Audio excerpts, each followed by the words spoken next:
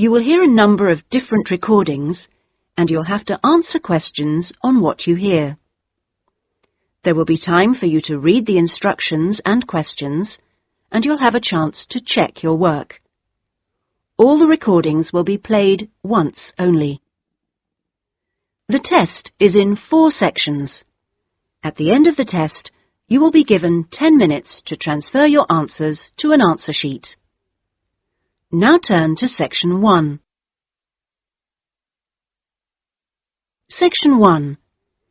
You will hear a conversation between a student looking for a host family and a housing advisor. First, you have some time to look at questions 1 to 5.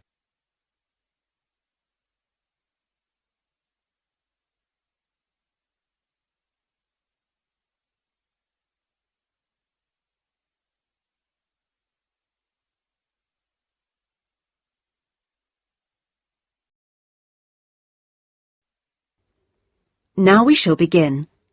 You should answer the questions as you listen, because you will not hear the recording a second time. Listen carefully and answer questions 1 to 5. Good morning. How can I help you? Good morning. I understand you help fix up students with host families. That's right. Are you interested in... Yes. Well, please sit down and I'll just take a few details. Thank you. Right. Now, what name is it? Jenny Chan. Can you spell that, please? Yes. Jenny-Chan.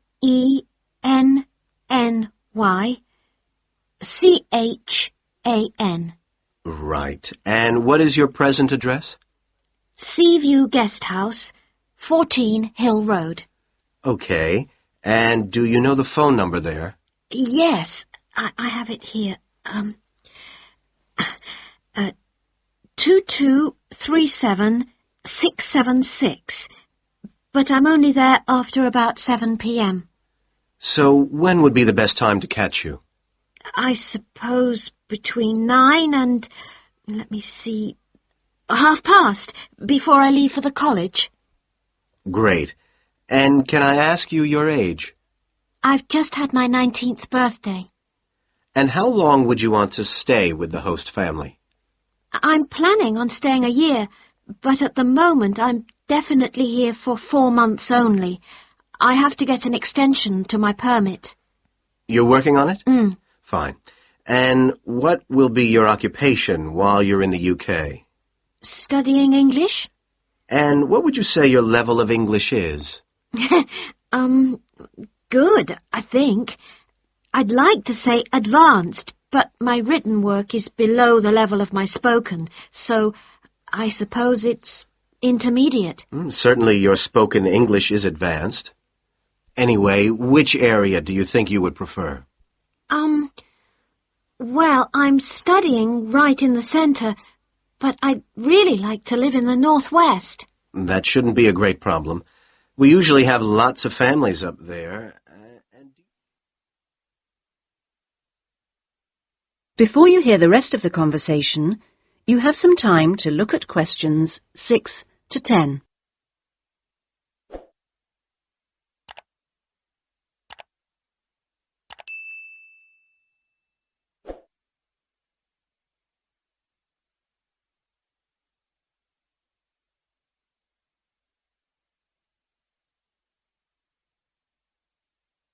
Now listen and answer questions 6 to 10. And do you have any particular requirements for diet? Well, I'm nearly a vegetarian. Not quite. Shall I say you are? It's probably easier that way. That would be best. Anything about your actual room? I would prefer my own facilities. En suite, is that right? Mm-hmm. And also, if it's possible, a TV. And I'd also like the house to have a real garden, rather than just a yard.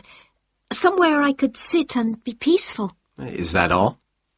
Well, I'm really serious about improving my English, so I'd prefer to be the only guest, if that's possible. No other guests. Yes, you get more practice that way. Anyway, obviously, all this is partly dependent on how much you're willing to pay. What did you have in mind? I was thinking in terms of about £60 to £80 a week, but I'd go up to 100 if it was something special. Well, I don't think we'd have any problems finding something for you. Oh, good. And when would you want it for? I'd like to move in approximately 2 weeks. Let me see, it's the 10th today, so if we go for the Monday, it's the 23rd of March. Yes. Right. Good, and if I could ask one last question. That is the end of section 1. You now have half a minute to check your answers.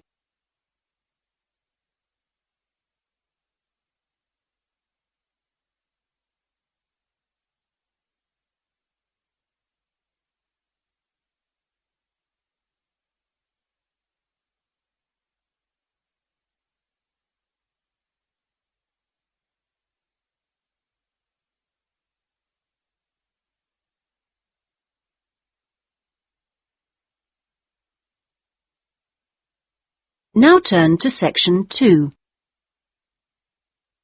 Section 2. You will hear a speech by an official at a meeting of a local football club at the start of a new football season. First, you have some time to look at questions 11 to 17.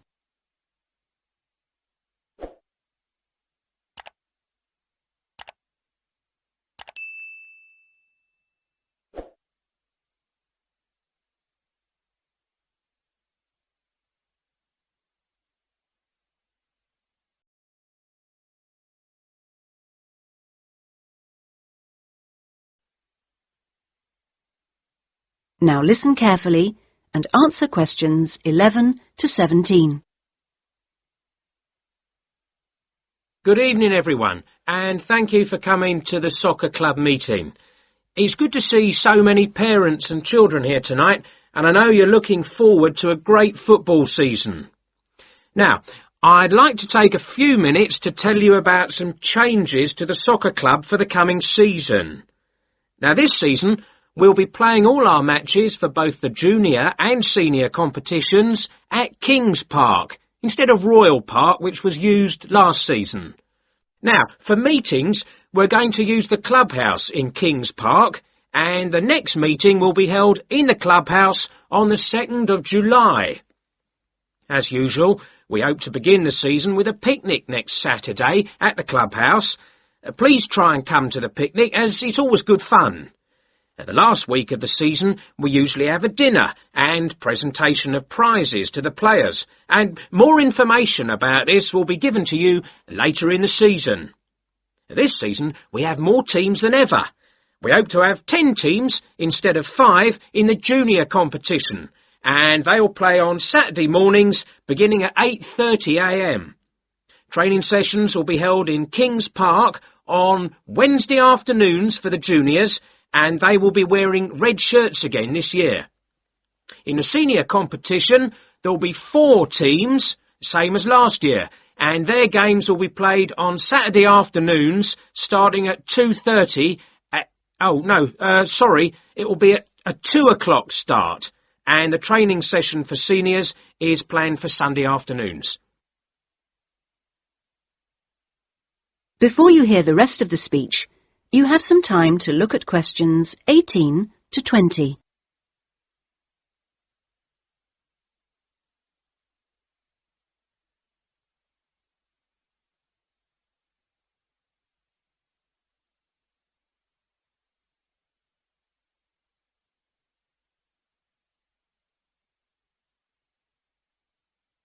Now listen and answer questions 18 to 20.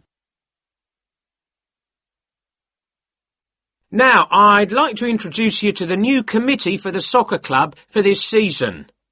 Firstly, let me welcome Robert Young, the new president, who will manage the meetings for the next 2 years. Robert's son has been playing football with the club for over 5 years now, and many thanks to Robert for taking on the job of president. Next, we have Gina Costello. She's the treasurer, and she'll collect the fees from you for the season. Please try and give Gina your fees as early as possible in the season, as the club needs the money to buy some new equipment. Then there's David West, who's volunteered to be the club secretary, and one of the many jobs he'll have is to send out newsletters to you regularly. If you have any information that may be useful, please let David know so that it can be included in these newsletters. Also, I'd like to introduce you to Jason Dokic, who is the head coach. For all the new members here tonight, this is the 3rd year that Jason has been with us as head coach, and we're very lucky to have such an experienced coach and former player at our club. He will continue to supervise the teams at training sessions and on match days. Now, before we finish and have some refreshments, does anyone have any questions they'd like to ask the new committee? That is the end of section 2. You now have half a minute to check your answers.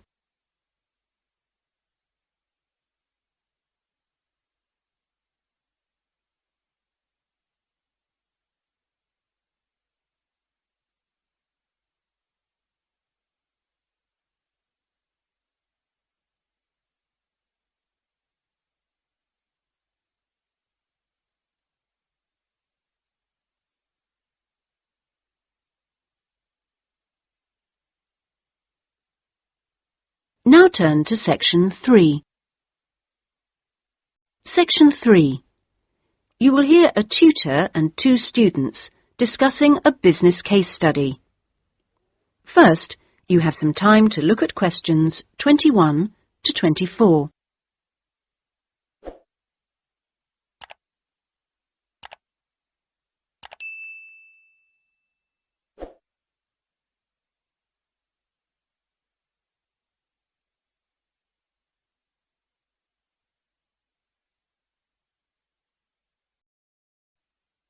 Now listen carefully and answer questions 21 to 24.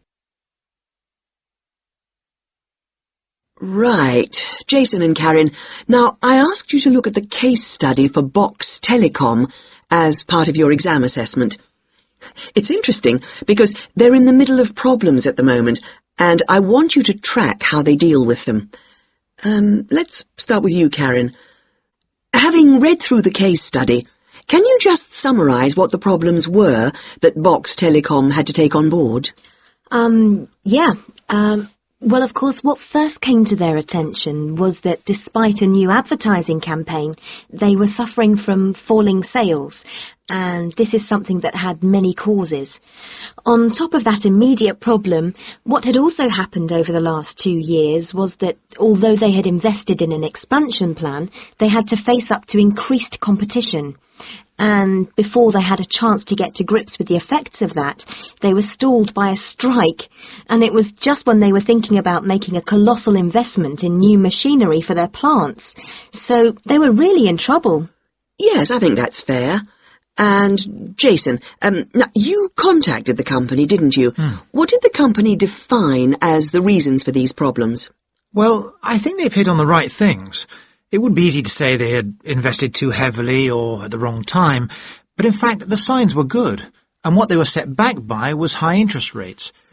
At the same time, their longer-term problems, which were affecting their market share, were eventually credited to poor training, and having looked at the details in their last report, I think that's right. Before you hear the rest of the discussion, you have some time to look at questions 25 to 30.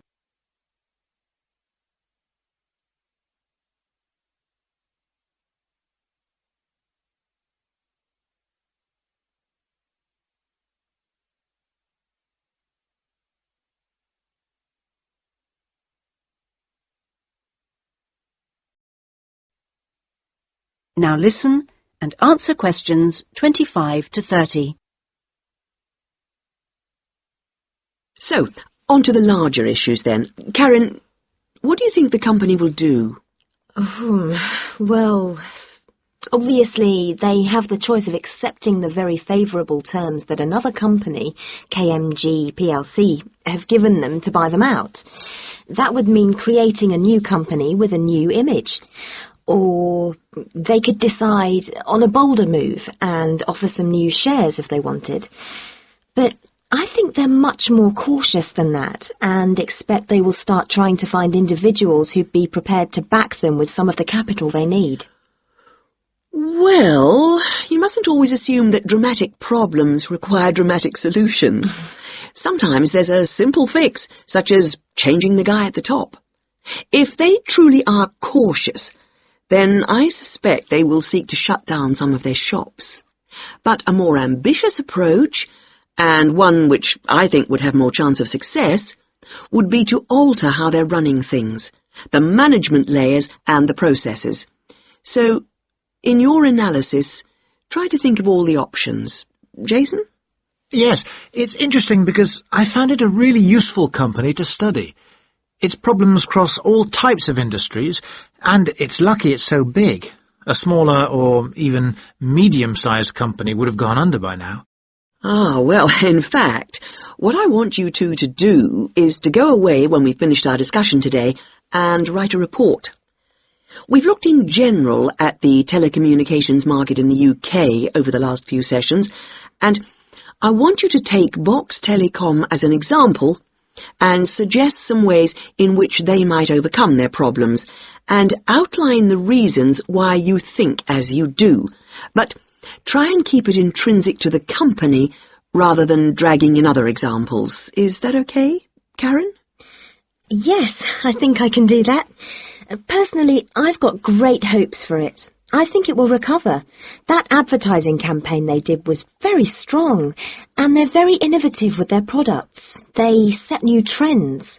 The company's got to recover, don't you think, Jason? I'm not sure. I think it can, but it's not a foregone conclusion unless they manage to attract the right level of investment. The company definitely needs a boost, and to attract more highly skilled workers if their recovery is to be long-lasting. When I was talking to the marketing manager, he said to me that he thinks the company had got a great management team. But he would say that, wouldn't he? But they are suffering from having to work with outdated production machinery, and that could cost a lot to put right. Well, personally, I think the stock market is to blame. I think they were expecting too much of the company, and then inevitably it looked bad when it didn't perform. The market should have had more realistic expectations. And I disagree with you about the advertising campaign, Karen. That's where they could do with some innovation to get sales kick-started. Anyway, let's see what you come up with those. That is the end of section 3. You now have half a minute to check your answers.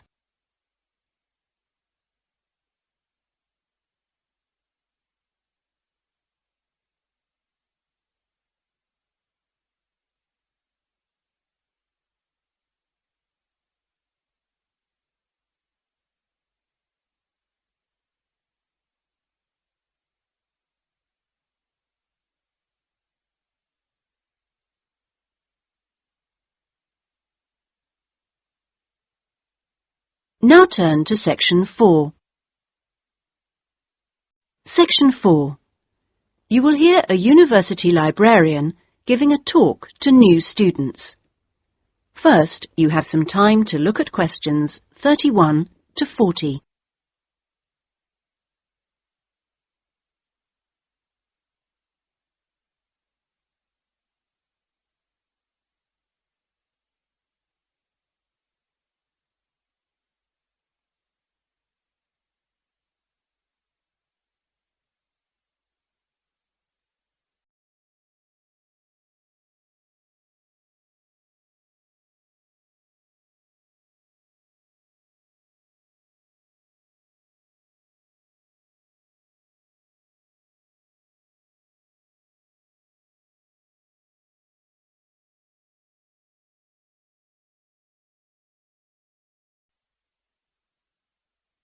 Now listen carefully and answer questions 31 to 40. OK, are you all settled? Well, first of all, welcome to Cardiff University. I'm here to explain what we can offer you. Now, as a new student at the university, you will probably need some sort of guidance to help you to use the library effectively to study and research. Some of you have asked about a guided tour, but we find this rather muddles people. So, in this first week, we run a series of talks which focus on different aspects of the library and its resources. You'll also find that to get the most out of the library, you really do need to be computer literate. And so all this term we run small classes which will bring you up to speed on how to access the computer-loaded information. Okay, now let me give you an outline of what's available to you. You'll find that the computers are increasingly used as a research tool. Many students do most of their research on the internet, and the library computers are permanently online. Having found what you need, you'll find you can readily save texts on your personal computer space to print off when you need. You might think that it is the fastest way to get information, but the links can be slow. Clearly, you can find lots on there, but much of it is useless information, as it is from highly debatable sources, so be critical. You'll also find that the library has loaded several CD-ROMs onto the computers from specialist reference sources, such as the MLA. It means we can expand what we offer you at very little extra cost and saves us having to invest in more and more books. The CD-ROMs contain exactly the same information as the reference books, as the two are updated together. Now, most of you will need to refer to journal articles in your work, and you'll find you can also access these online, and we encourage you to do so. Clearly, some of you will find the printed version more accessible as it sits on the shelves, but I'm afraid the intention is to phase these out eventually. However, you will still be able to print off a version of the text rather than photocopying the journal pages. So you must get used to working online. Naturally, we do still have the full range of classic reference books, additional to the CD-ROMs for you to use, and there are several copies of each one. This is because some of you may prefer to borrow a book rather than sit in the library. There is a restricted loan time on these, so that they are not missing from the shelves for too long. Although there is a section manager for each part of the library, they are very busy, and so if you do get stuck looking for things, you should ask the relevant cataloguing assistant. As your training supervisor, I just oversee your induction and will not be around after this initial week.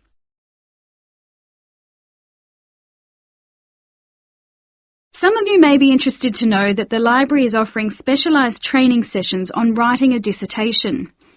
Obviously, this is not relevant to those of you who are undergraduates. It is just for postgraduates. Your department will discuss the planning stage of the dissertation, i.e. what you're going to do with you, and we will focus on the structure of it. However, the training will also include some time on the computers. I realise most of you know how to organise files, but we can show you the different ways to run data programs. Your tutors will tell you at the outset how to set out the chapters they require, but you will need to ask them how they would like you to organise the bibliography, because it varies depending on your subject area. When you've got something together, the trainer here will look through the draft version for you to see if it's okay. And one final point, for those of you who have registered from abroad, we can offer individual sessions on dissertations if you feel you need them. If you require language lessons, then they are available from the International Centre next to the Law Department. That is the end of section 4. You now have half a minute to check your answers.